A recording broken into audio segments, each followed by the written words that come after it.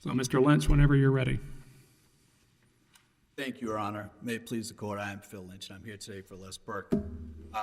We have two issues as regards to why the convictions should not stand. The first is the sufficiency of the evidence on the specific intent to cheat. The second, and related, is that the erroneous jury instruction on specific intent that was given by the district court, in light of the shakiness of the evidence in this case, even if you think it's sufficient, requires reversal. Mr. Burk didn't have a specific intent to cheat his customers. There is plentiful evidence of that. Things went wrong, but this was not, as the government's theory was, a false business of saying you built container homes. There was plentiful evidence from both the government's witnesses and from the defense witnesses that this was an ongoing facility that was involved in this business. It may not have been the most efficient or good facility in the world, but it was there. We heard that, if I could just run through some witnesses to show, because I think it's very important, because cheat's a big thing, right? Cheat. When you enter those contracts, you intended to cheat. I don't think they showed that. Well, suppose the evidence showed, and I think it does, but let's just assume the evidence shows that Mr. Burk was showing people false photographs of containers in order to get them to enter into a contract for a container. Now, he says, okay, yeah, but I did something false. I made a false representation, but it wasn't in order to cheat because I intended to get them a container. Now, why isn't it, though, showing someone something false and with the intent that they enter into a contract and give you some money, why isn't that enough in and of itself, regardless of whether he intended to give them the containers down the road? Well, because the element of the offense, Your Honor, is the third element is the specific intent to deceive and cheat. Well, I showed him a picture. It's deceptive. It wasn't a real picture. And my intent was to get them to give me some money. Why isn't that enough? That's the first element. It's not enough, Your Honor, because they didn't prove all three elements. Well, I know I'm asking you about that. Why isn't that enough to show he wanted to deceive them to get them to give him some money? Because getting them to give them some money in return for a container home is not a crime. If his intent is simply to take the money, that would be proof of cheating. But all of the evidence shows that he had a real business. Did he? Well, that would mean if I had a real business, I could do anything on the front end. I could show them false pictures. I could make false representations about whether I had FEMA contracts or what have you. And as long as I have an ongoing business, it's not fraud. I'm not saying that, Your Honor. I'm saying that may be sufficient to prove the first element, and that may leave you liable to enforcement by a city, state, or even the federal government if you're violating rules that have been published about accurate advertising. But that doesn't show the third element of wire fraud. So it's never wire fraud. If I have an ongoing business, I can make whatever representations at the front end that I want, even if they're fraud, even if they're false, but I'm never going to be liable for wire fraud as long as I have an ongoing business. I think to the extent you're saying that the evidence does not otherwise show an intent to cheat, that is correct. Okay. Is it your view there has to be some form of direct smoking gun evidence showing specific intent? A juror can't just stack a circumstantial. I believe this witness. I believe this witness. I believe this witness. But unless there's some direct smoking gun evidence of specific intent, that's not enough. I don't think I'm saying it has to always be direct smoking gun.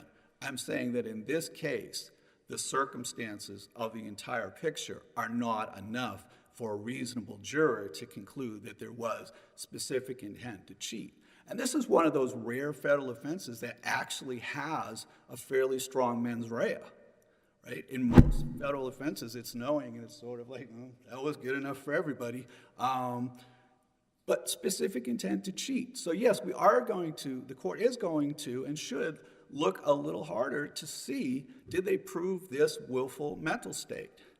And simply saying, well, maybe the jury could have found it from something, it essentially takes that mental state out of it. You have to identify specific things, and I don't think the government did that at trial, and I don't think they've done it here. You know, the evidence from the government's own witnesses, like Ron Britton, who worked at Atomic, was that he worked and his colleagues worked 40 or more hours a week, that Mr. Burk provided them with all the tools, that they did good work. And this is from a man who didn't like Les Burke, okay? Alfred Paez, who sold Burke the container and bought a finished building that Burke built. I didn't think that Burke did a very good job, but that's a different question. And it goes to the, was this really just a bad businessman who's been criminalized? There were other... Let me ask you, Yes, Your Honor.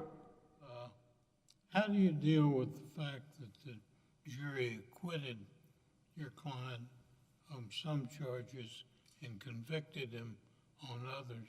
Doesn't this show that the jury didn't convict solely on his deception?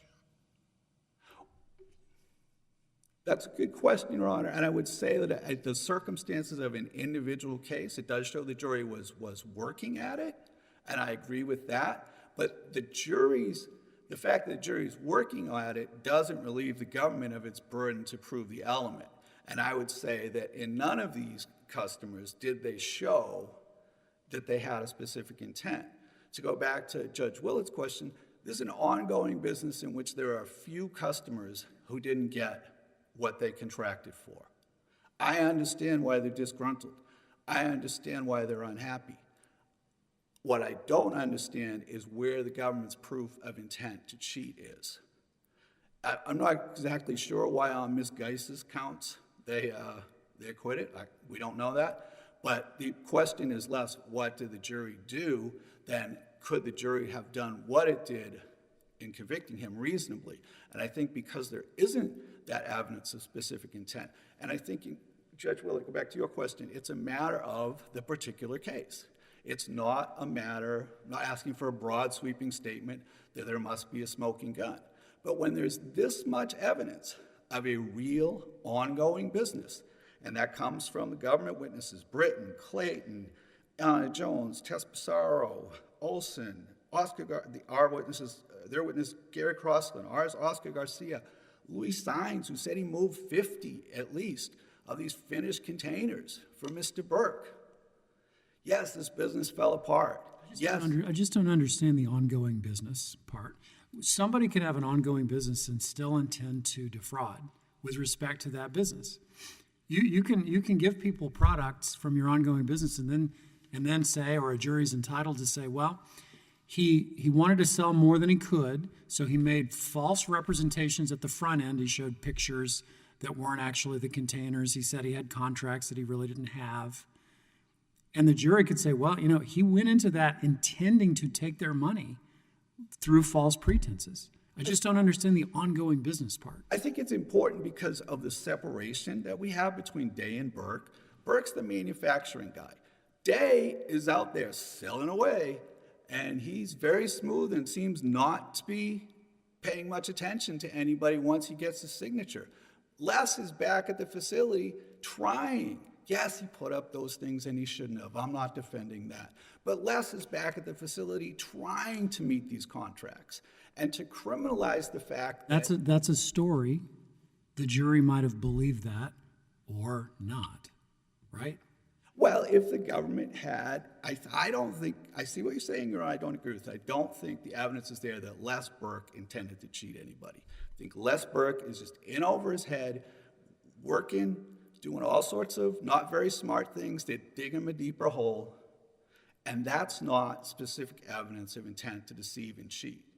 And on the jury instruction, we know we have an improper jury instruction, and I think what I would say, because it's on plain error, I think what I would say is there is shakiness in this evidence, And this case is not like other cases where the court has held it's harmless, okay?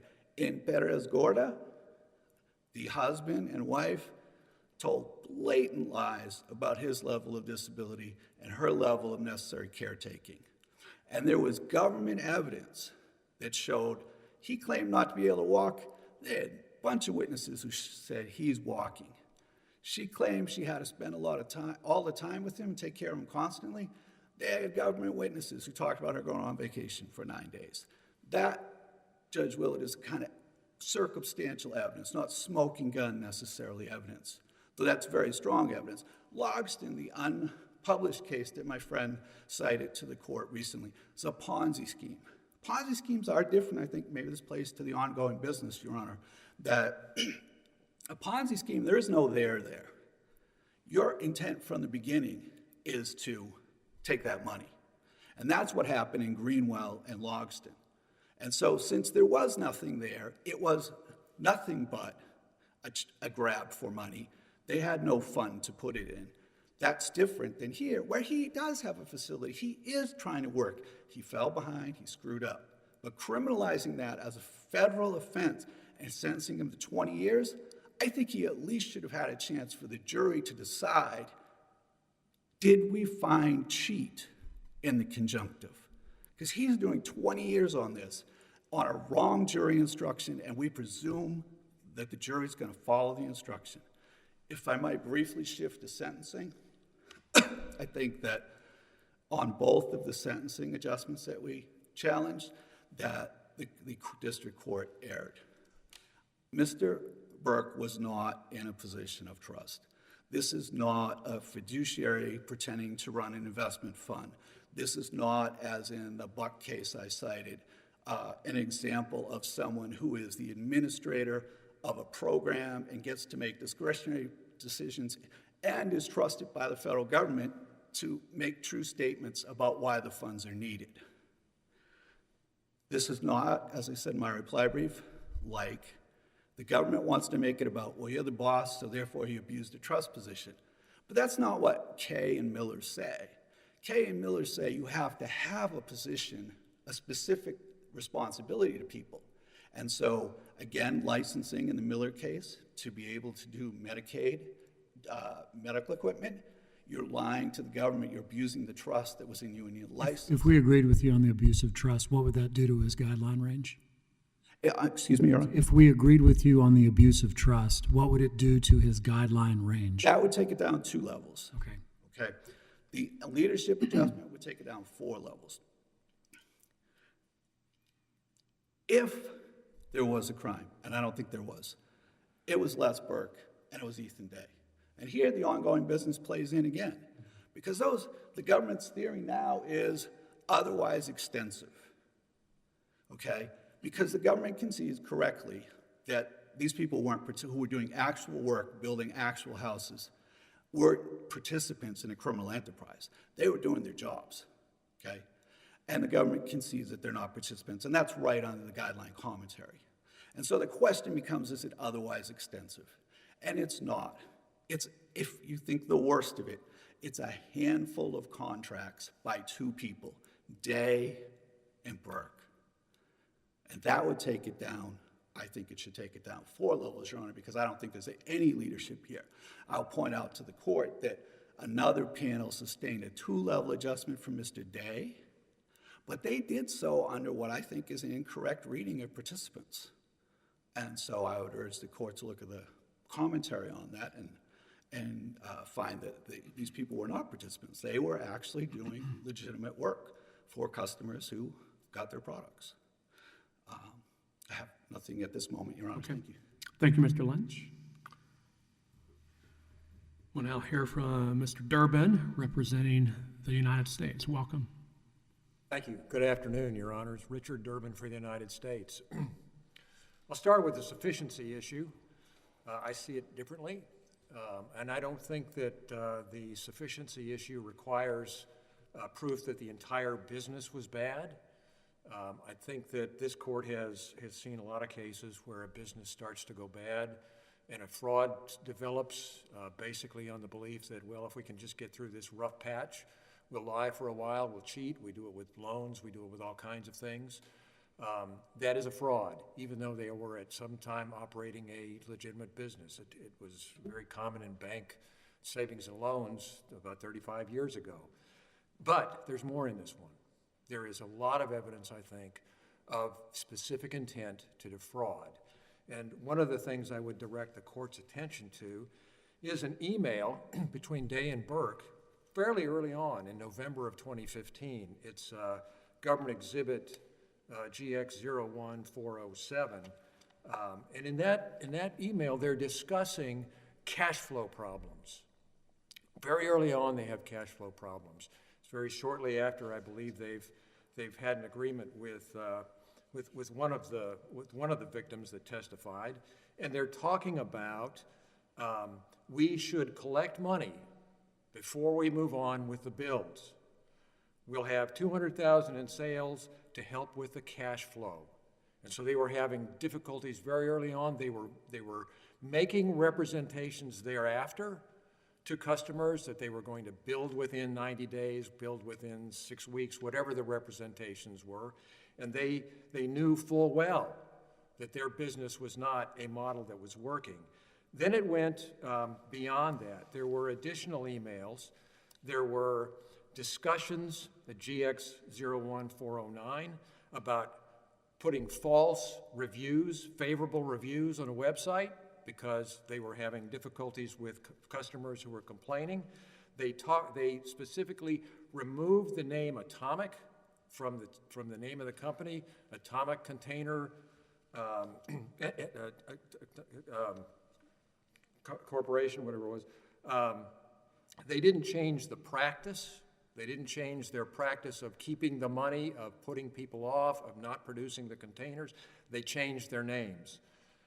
They also talked about filing lawsuits against disgruntled employees, not people necessarily who had illegitimate beefs, but as a way to intimidate them.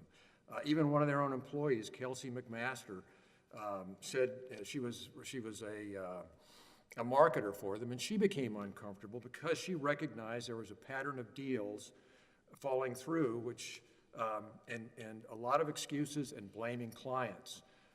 In those circumstances, Now, Mr. Durbin, Mr. Lynch, I think makes a forceful argument that what you're talking about is intent to deceive. This is evidence of deception, yes. no doubt, but it doesn't get you from there to the cheating that is also required. What is your response to that? Well, I think these circumstances do get to the cheat because what they're doing is entering contracts claiming that they're going to be able to sell these things and produce these things to these people, and they don't do it. And they know from their pattern, because this goes on for several years through a series of clients, that they're not doing it. Now, there's all kinds of excuses for why they're not doing it, because there may be problems with foundation or problems with the land and so forth. But they go into these agreements at the outset representing they can do this for a fixed sum or for a certain amount, and then when they can't do it, they blow off the customers, they ghost them, they find excuses for not getting back to them, and they continue to operate this. And I think the only reasonable inference from this is they know what they're doing, and they're doing it to cheat people, and they're doing it to line their pockets. And some of the additional evidence of that includes misrepresentations on the website about multiple government contracts, misrepresentations about how great they are with working on major housing developments, false affiliations with reputable companies showing that they were with Granger Red Book, with Cropbox, they were building restaurants for Checkers restaurants, repeatedly putting up photos of others' products representing that they were their own photos. They did it not only on the website, but they did that over and over again with clients who were asking, what's the status, what's the progress, who had heard nothing. There were other misrepresentations. If someone makes those false representations just to get somebody in the door, so to speak, to get a contract with them, intending all the while to follow through on it, or at least hoping to be able to follow through on it, is that enough to show intent to cheat? If they did it once, Judge, I think not. But they did it over and over and over again over a period of time with different clients. And I think you can reasonably, and the jury could reasonably infer from that, they knew what they were doing, and they were cheating these people, and they knew going into these contracts that if they weren't going to perform, they were going to cheat these people out of their money. They were going to stop talking about to them. They were not going to make refunds, and they didn't make refunds. And in addition, I think you have to look at what their financial arrangements were, because this was a strange sort of way to do your finances. There were business accounts, but there were no salaries that were specifically paid. Everything was done in cash. There was a fairly illustrative set of transactions that occurred in October of 2015 with Cynthia Miller. And when she entered the contract, she wired $30,000 to Day, to co-defendant Day.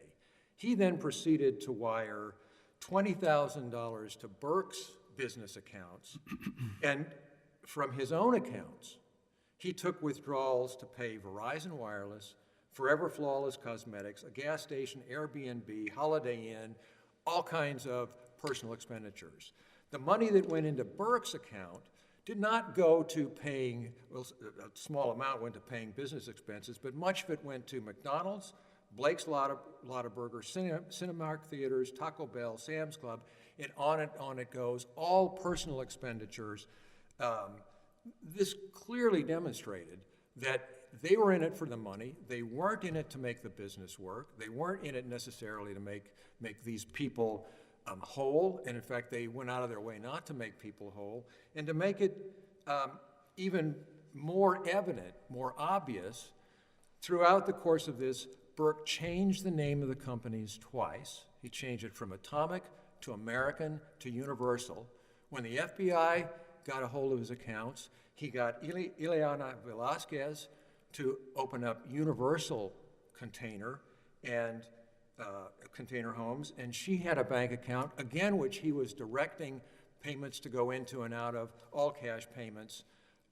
In addition to that, their treatment of their customers, they intimidated them, they threatened them, they physically intimidated them if they visited the premises. They made false statements about why they shouldn't be on the warehouse premises because they had, quote, secret government contracts, which was not true. And so if you take a look, I think, at those circumstances, that's pretty overwhelming evidence of deceit, intent to cheat, a pattern of cheating. And then when it all falls apart, Burk takes the additional step of having purchased vehicles under the name of one of the latest iterations of his company in the loan application. He then lies to the bankruptcy court about those vehicles. He omits them from the statement of assets that he has because he wants, and those are proceeds, by the way, of the fraud scheme. And so he's continuing now this fraud scheme. He's clearly doing this with the intent to cheat anybody who happens to come in his way. Mr. Durbin, I've got a question for you. Yes, sir.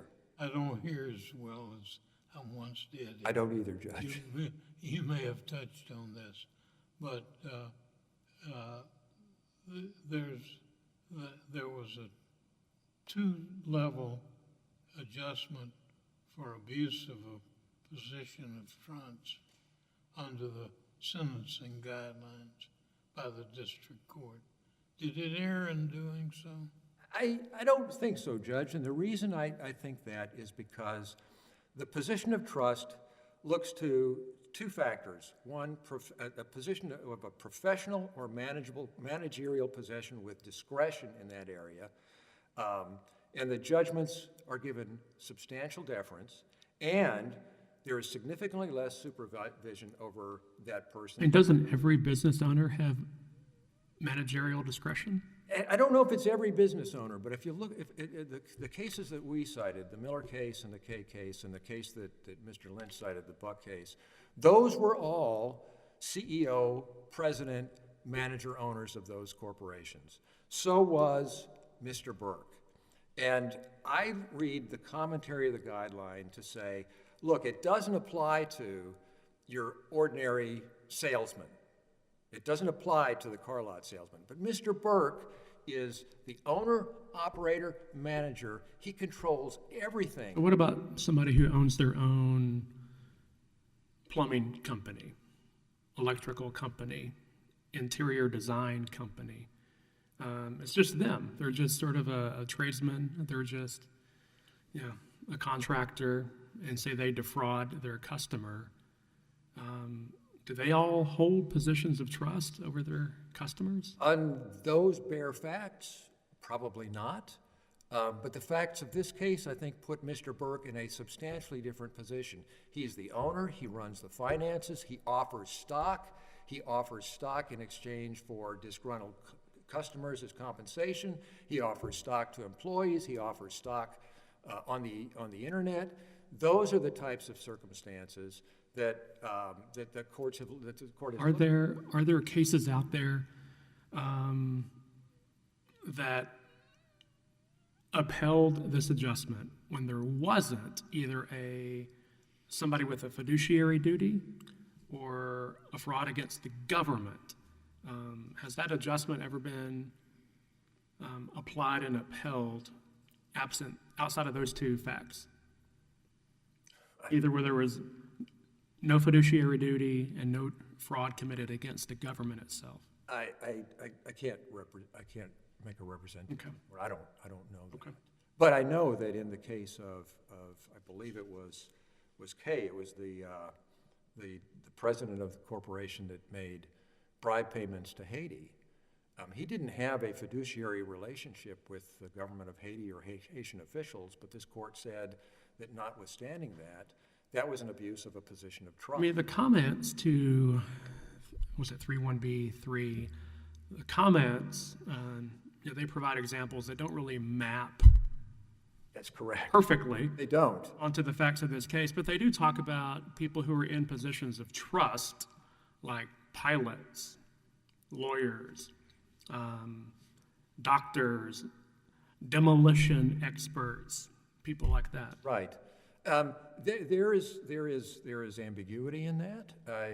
I'm not going to suggest that it's entirely clear, but I think under this circumstance, if you look to those factors, plus the factor of did the position contribute to and help facilitate the commission of the offense and to conceal it, and he was uniquely positioned in this enterprise and in this operation to control the whole thing. As the district court said, he could make representations to the customers, and they were unable, they weren't capable of finding out the information of whether or not they were accurate, to find out whether things are correct. And in fact, when they came to visit, he would intimidate them. He would throw them off the property. He would threaten them with calling the FBI on them in at least one circumstance. So this is a close case. I'm not going to say that it's clear cut, but I think as the court has applied this, the circumstances are the position facilitated commission of these crimes, and he had maximum discretion in this, and there was no oversight over it. So I don't think that it was a clear misapplication of the guidelines by the district court. Let me go real quickly to leadership. I've got about 6 minutes left. On the sentencing, yes, we argue that the enterprise was otherwise extensive, and I say that for these reasons. First, there were multiple persons that were involved in carrying this out, although they didn't necessarily have criminal culpability. It included Day, who did have criminal liability, Dawn Clayton, who was labeled as an architect when in fact she was not, Ray Collins, a vice president, who went over to Houston and worked on, I believe it was Rao's property to put in foundation, Diana Burk, his wife, who was labeled as an executive of Quantum Stealth, one of the other companies that Mr. Burk used, that she had held that position for 13 years. Quantum Stealth hadn't existed for 13 years at the time of that. Kelly McMaster, I mentioned, was the marketer. David Almaraz was his stepson, who he put in charge of another corporation. Ileana Velasquez, a marketer at Universal and a banker, as well as Robert Britton, the welder, who testified that they were not plumbers. He was having to do plumbing work. It wasn't good work, And Mr. Burke's answer to him was, well, just put the floor over it, nobody's going to see it. There were multiple entities: Atomic Container Homes, American Container Homes, Universal, Quantum Stealth, and Atomic Home Designs. They used multiple entities to carry out this scheme. Multiple victims, maybe as many as 40. There was a large loss, as much as $2.5 million. There were multiple locations. This ranged from Texas to California to Washington to Colorado to Arizona. He used the bankruptcy court scheme, and he used multiple bank accounts to accomplish this. I think that would qualify this as an otherwise extensive scheme that would support the adjustment for 4 levels. And there's a note that I guess tries to flesh out that adjustment that says, to be a participant, the person must be, quote, criminally responsible for the commission, unquote. So all the people that you discuss on page 74 of your brief, is it the government's position that all those people were somehow criminally responsible in the language of the note for the fraud that was committed here? No, sir. No, sir. The criminal participants, so far as the evidence shows, as far as I read it, it's 2. It's Mr. Burke and Mr. Day, that this applies only if it's otherwise extensive because there were other people that were used by him in the course of executing the scheme, carrying out the scheme. So it's not based on participants, and I don't believe, apart from Day, that any of those could be characterized as having criminal involvement. As to the jury instruction, as I read the court's precedents and green law, Mr. Burke has to show that without objection, that the error makes the difference between conviction and acquittal. And where there is substantial evidence of the cheat, as there is here, he doesn't make that showing. It must have made the difference.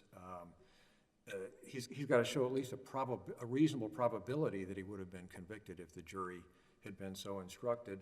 And as we argue in the brief, I think there was ample information in the record that shows the jury squarely addressed the issue of cheating.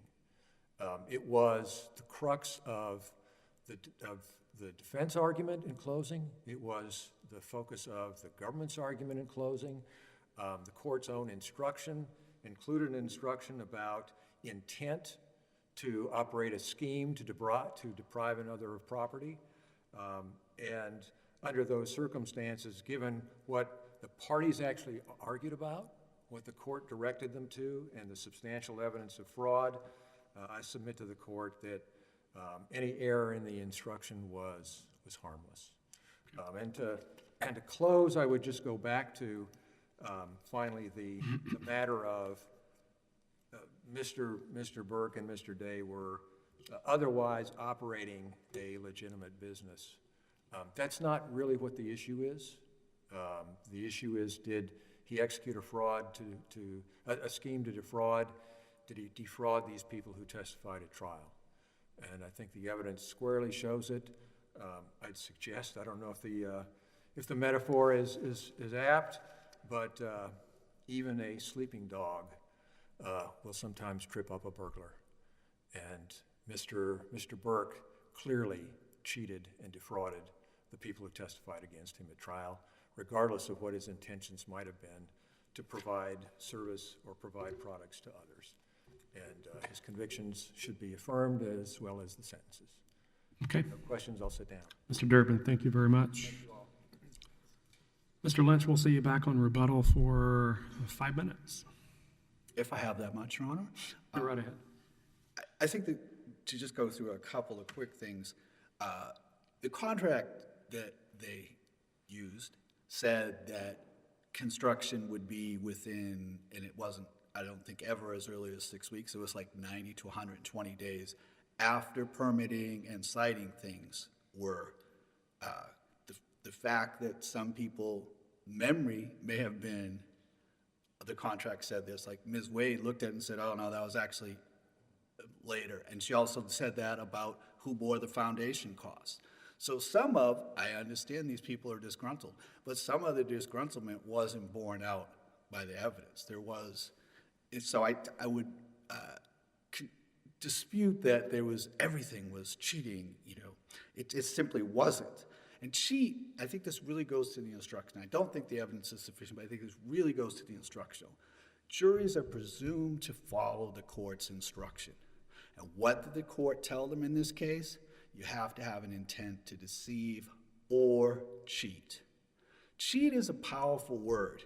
And when someone puts deceive or cheat in the disjunctive, I think most human beings, reasonable human beings, especially since Judge Duncan's right, there are things that aren't true on that website, they're going to choose, let's pick deceive. Because cheat, that's a big word, especially in the context. I disagree with my friend. I think the overall context is important. This is a handful of contracts. It's made to look bigger because there were a couple wire transfers in some of the cases. But we're talking about 8 or 9 contracts. In the context of evidence that we know that Louis Steins tells us he's moved at least 50 buildings. We know that Alfredo Paez tells us that Mr. Burk has bought a number of containers from him, and he personally knows that Mr. Burk did the building for him, and he personally knows that Burk was buying containers from other people. And so it's much easier if the court says, hey, you only have to make a choice. And that's what the court told them in this case. And juries are presumed to follow their instructions. And I think for Mr. Burk to sit in prison for 20 years, because maybe it's close enough, that maybe the jury did this, I think that's wrong. I think he deserves, under the 5th and 6th Amendment, a chance to have a jury decide whether he deceived and cheated. So we would ask, at the very least, that you reverse for a new trial if you don't reverse for insufficient evidence. Let me ask you this. Yes, Your Honor. Apart from guilt or innocence, Yes. if we agree that he was guilty, let's go to the sentence. What do you say about the 2-level adjustment for abuse of position of trust under the sentencing guidelines? I don't think there's a trust position here. I mean, essentially, they're saying every time you make a commercial deal with a business person, that business person is in a trust relationship with you. I think that's not true. That's not what the guidelines mean by trust relationship. They mean a fiduciary type thing, including a number of the professionals that Judge Willett listed. They also specifically say they mean an employment relationship. This is not an employment relationship. This is a commercial contract. I could offend him not honoring and fulfilling his contract, but that doesn't put them in a trust relationship. That's what we have contract law for. If we agreed with you on the 2-level abuse of trust adjustment, what would that do to the bottom line sentence? I'm trying to think. It was 235, so I think it would take it down to 210 is my sort of memory of. Do you have anything else to add on the 4-level leadership adjustment? I'm sorry? Do you have anything else to add on the 4-level leadership adjustment? Well, I think one, I'd ask the court, I don't direct you, sorry. I would invite the court to look at the Fullwood case, because I think this falls below what Fullwood said is probably the bottom of, and you don't want to use otherwise extensive, which I don't think this was, to end run participants. Thank you, Your Honor. Okay, thank you, Mr. Lynch. And the court notes that, yes, sir? Is that right?